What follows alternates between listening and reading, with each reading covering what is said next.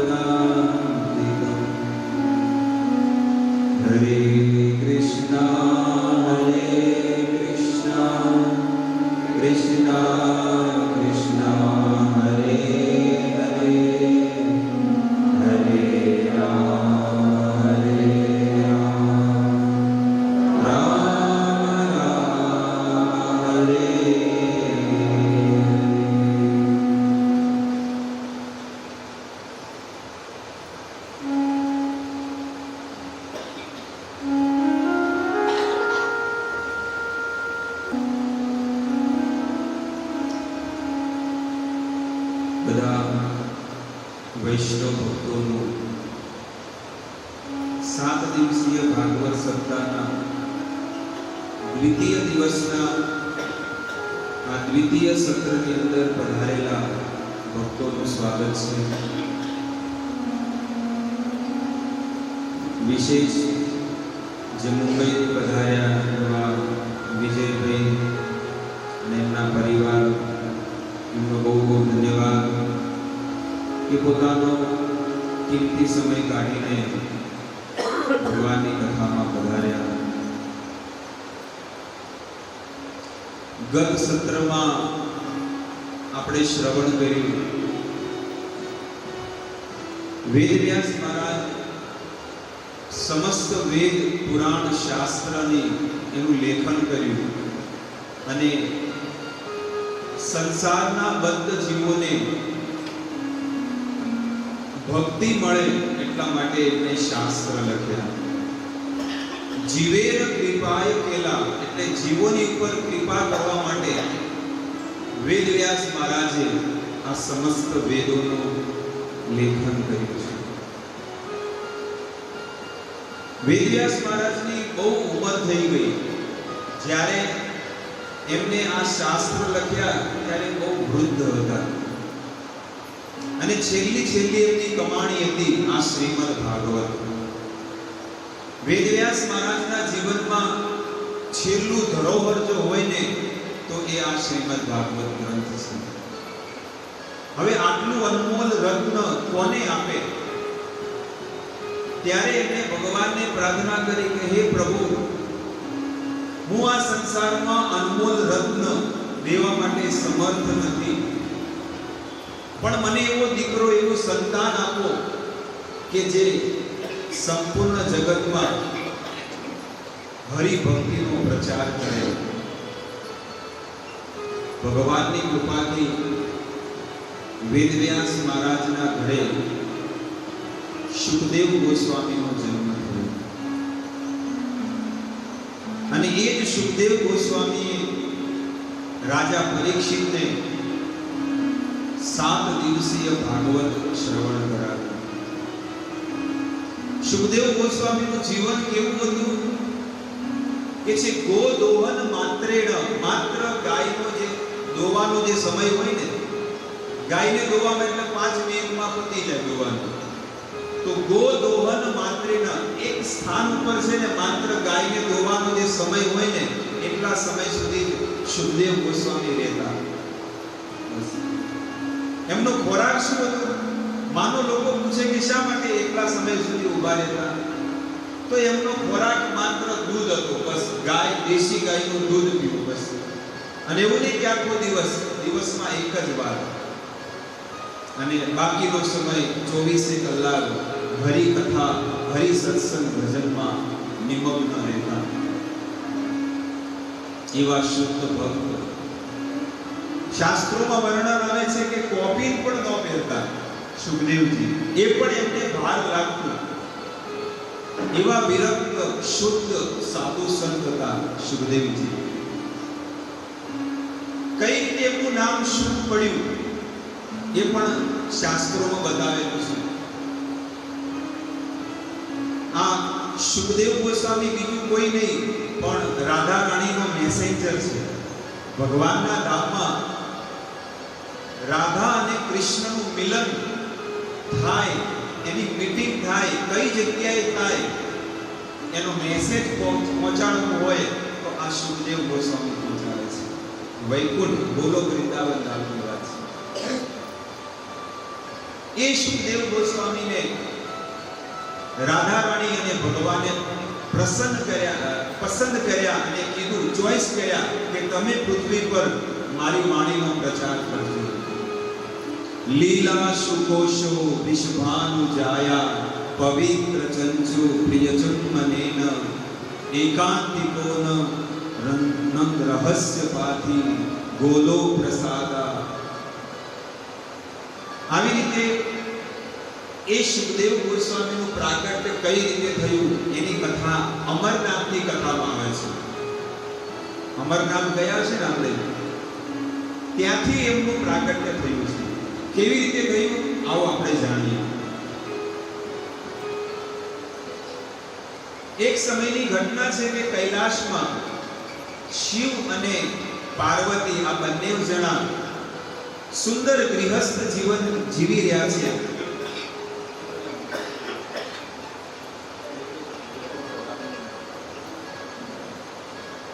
હરે કૃષ્ણ કૃષ્ણ કૃષ્ણ હરે હરે, હરે રામ રામ રામ હરે હરે.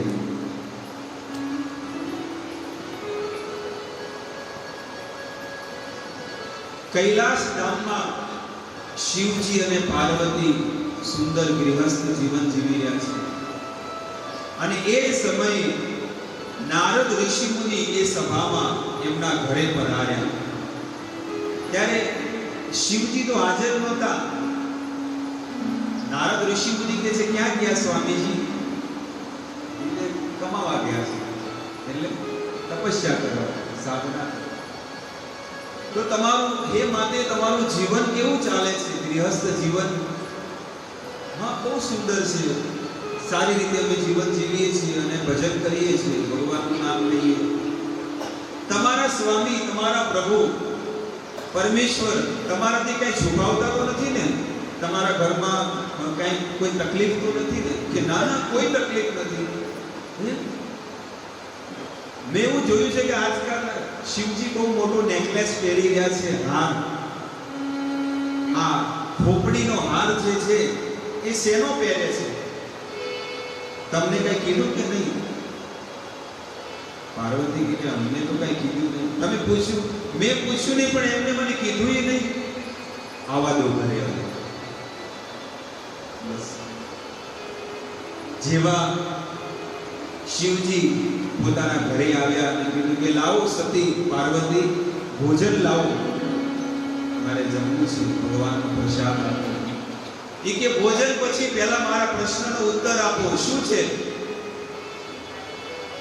કે તમે આટલા ટાઈમથી મને એક વાત છુપાવી કે શું? કે તમે આટલો ગળામાં મોટો નેકલેસ, મોટો હાર, આ મૂંડની માળા પહેરો છો, એ કોની પહેરો છો? શિવજી વિચાર કરે છે, કદીના પ્રશ્ન કરે, આજે કેમ આવો પ્રશ્ન કરે છે? એટલે શિવજીએ પૂછ્યું કે ઘરે કોઈ આવ્યું હતું?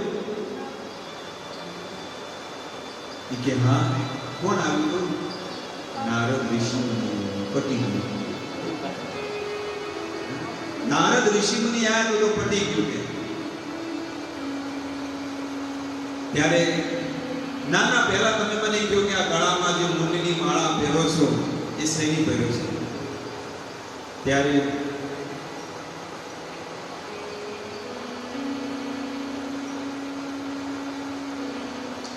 શિવજી કીધું કે તારે જાણવું તો હું તને જવાબ આપું છું કે આ માળામાં જેટલી મૂંડ છે ને, હે પાર્વતી, તમે જેટલી વાર મર્યા છો અને હું જ તમને સંસારમાં લઈને તમારા અગ્નિ સંસ્કાર કર્યા અને જે મૂંડ વધે ને એને માળા બનાવીને હું પહેરું છું. હે પાર્વતી, આ જગતની અંદર ભગવાન પછી જો પ્રેમ કરતો હોય ને તો હું તમને પ્રેમ કરું છું. જ્યારે આવું કીધું ને તો પાર્વતી ગણે છે 1 2 3 4 5 6 7. હું આટલી વખત મરી ગઈ અને તમે એકના એક, તમે ક્યારે મર્યા? ત્યારે શિવજી કહે છે કે હું અમર કથા જાણું છું પાર્વતી, એટલે કે હું અમર છું. અમર કથા કઈ છે? હે પાર્વતી, આ ભાગવત કથા છે ને, એ અમર કથા છે અને આ ભાગવત જે સાંભળે છે ને એ જીવાત્મા અમર બની જાય છે. અમર ન મર, એટલે કે ક્યારે મરતો નથી, અમર બની જાય છે. હે સ્વામી, તો શું તમારી ઈચ્છા નથી કે હું પણ અમર બની જાઉં? શિવજી મનમાં વિચાર કરે છે કે પાત્રતા વગરનો જીવાત્મા જ્યારે આવી વાત કરે ને તો એ અમને ખપે નહીં, અમને મગજમાં એ વસ્તુ બેસે નહીં. ત્યારે શિવજી કે સમય આવે એટલે હું તને કહીશ, પણ હમણાં એ સમય યોગ્ય નથી. પણ પેલું કે છે ને, એક સ્ત્રી હટ, એક બાલ હટ અને એક રાજ હટ, આ ત્રણેય જણા હટ કરે ને એટલે પૂરી કરવી જ પડે. ગુરુ મહારાજે કથા કરતા કે પિતાને બાળક કે બાપા મારે શેરડી ખાવી છે, તે જઈને એને શેરડી આપી, શેરડીના 2 સાઠા આપ્યા. પછી એ છોકરો કે બાપાને ટુકડા કરી નાખો, નાના નાના. એ બાપાએ નાના નાના ટુકડા કરી દીધા અને એ છોકરો હવે કહે છે કે બાપા હવે આને છે ને આખી કરી નાખો ફેરથી. હવે આવી હટ કોણ પૂરી કરે? એવી રીતે શિવજીને પણ પાર્વતી કે મને ભાગવત કથા સંભળાવો, મારે અમર કરવું છે. એ કે પાત્રતા વગરના કઈ રીતે કરું? પણ હટ કરી એટલે કે શિવજી કાંઈ વાંધો નહીં, ચલો હવે સારું બોલતા છે કરી નાખો.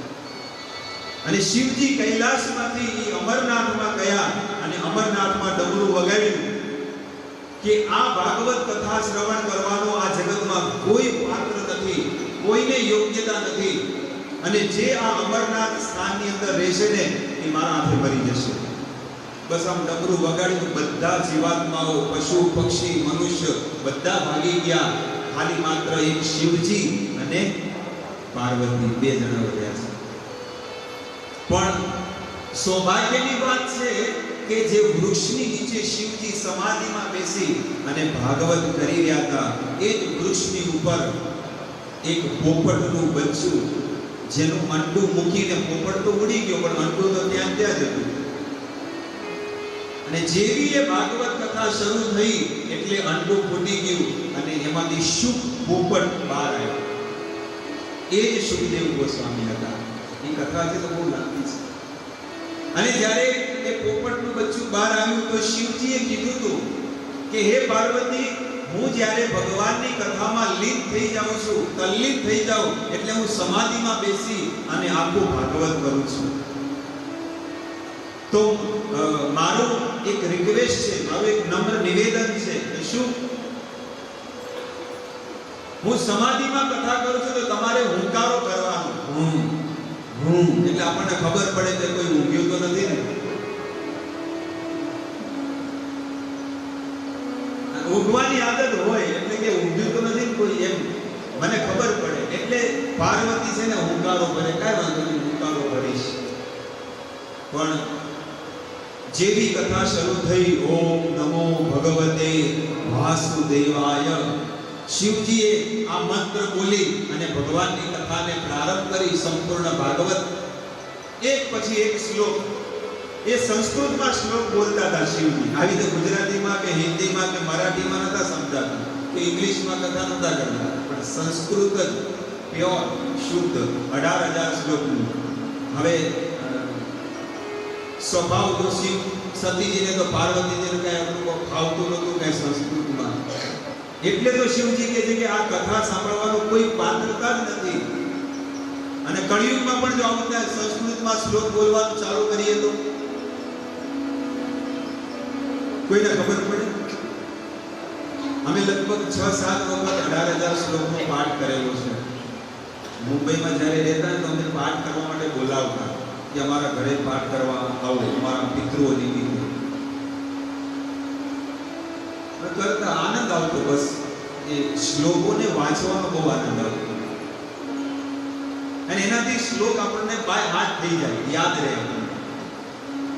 18,000 શ્લોક છે ને એ આપણું એક ભોજન છે, એક અન્ન છે, અને એના વગર જીવન નહીં ચાલે. એવું જીવન બનાવવું જોઈએ. એક એક શ્લોક એક એક મહામંત્રની સમાન છે.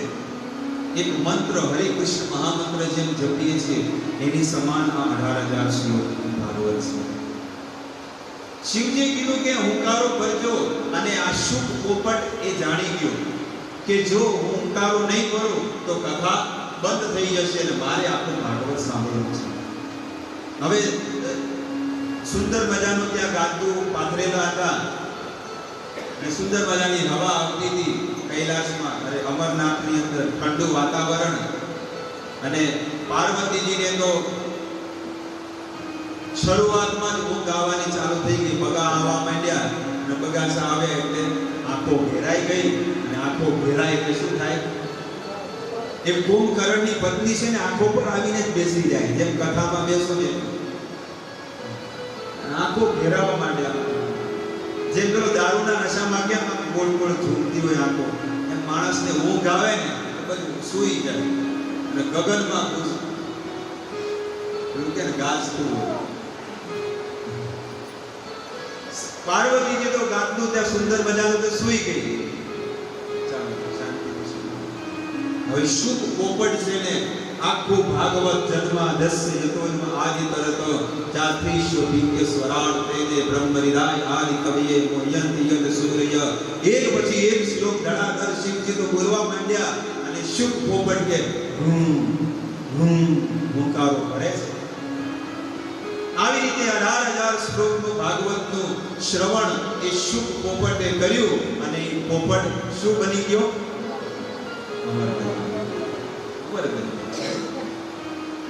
શિવજી સમાધિમાં, એમની સમાધિ તૂટી.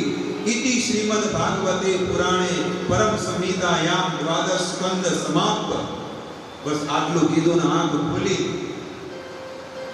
તો ગુરુજી તો સુઈ ગયેલા પડ્યા. જે કથા શ્રવણ કરવા માટે આવ્યા હતા એ તો સુતેલા છે. તો કથા કોને સાંભળી? મુકારો કોને ભર્યો? ત્રિશૂલ લીધું અને કીધું કોણે કથા શ્રવણ કરી? અને જોવે તો ઉપર શુભ પોપટ. એ પોપટ તો ઉડતો ઉડતો ઉડતો ઉડતો ક્યાં ગયો? એ અમરનાથથી બદ્રિકા આશ્રમમાં, બદ્રીનાથમાં પહોંચી ગયો. અને શિવજી ત્રિશૂલ લઈને પાછળ પાછળ દોડે છે. આજે નહીં છોડું, આજે નહીં છોડું.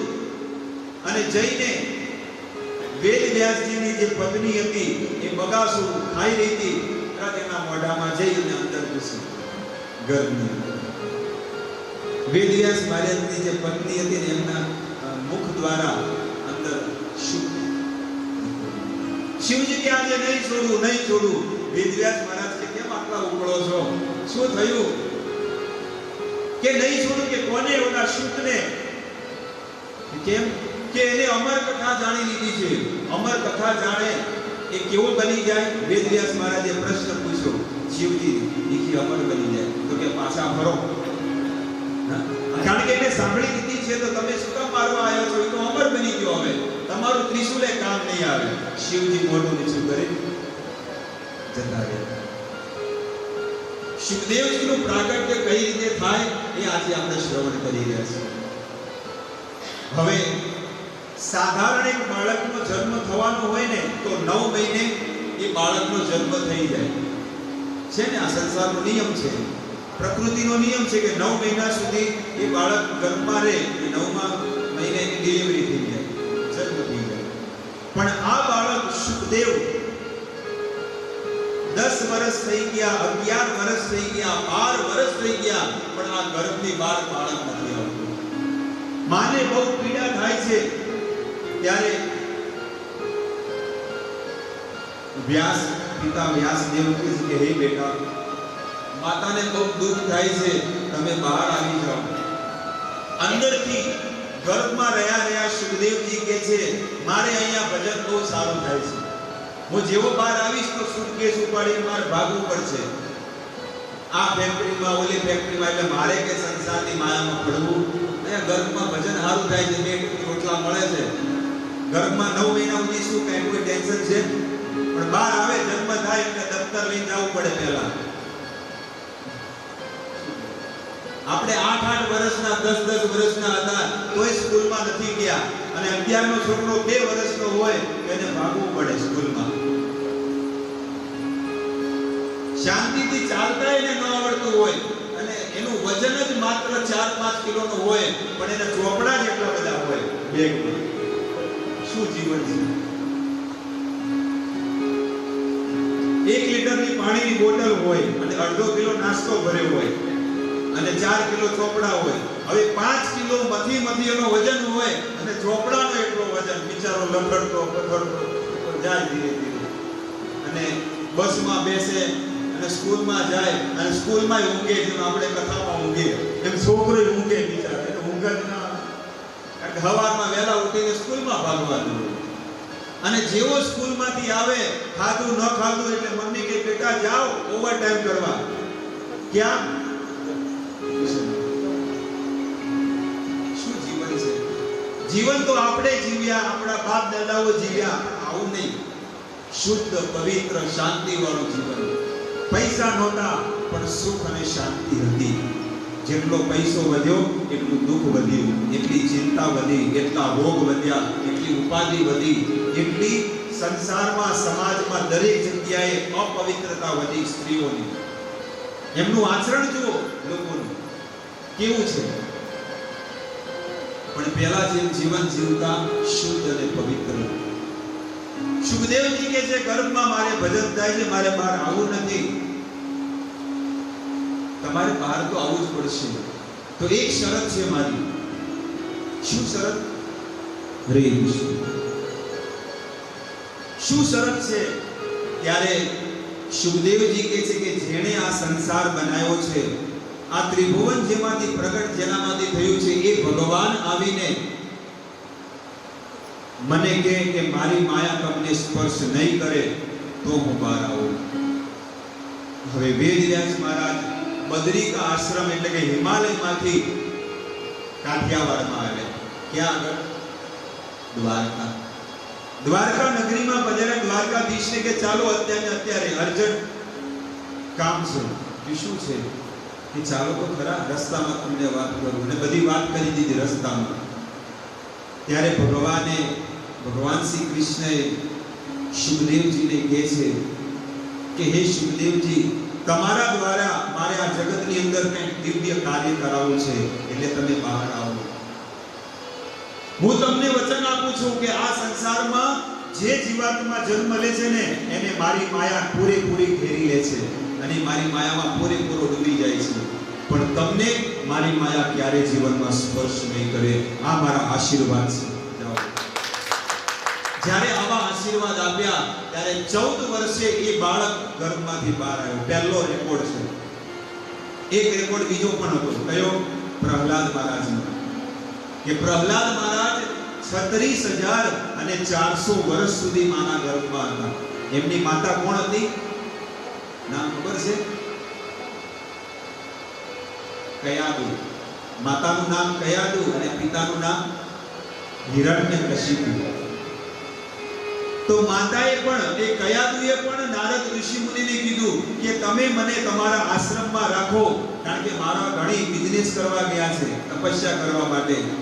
જ્યાં સુધી મારા ધણી ઘરે ન આવે ત્યાં સુધી તમે મને 36,000 કે જેટલા હજાર વર્ષો થયા મને તમે રાત દિવસ ભાગવત સંભળાવો, જેથી કરીને મારો દીકરો મહાભાગવત બને, ભગવાનનો શુદ્ધ ભક્ત બને.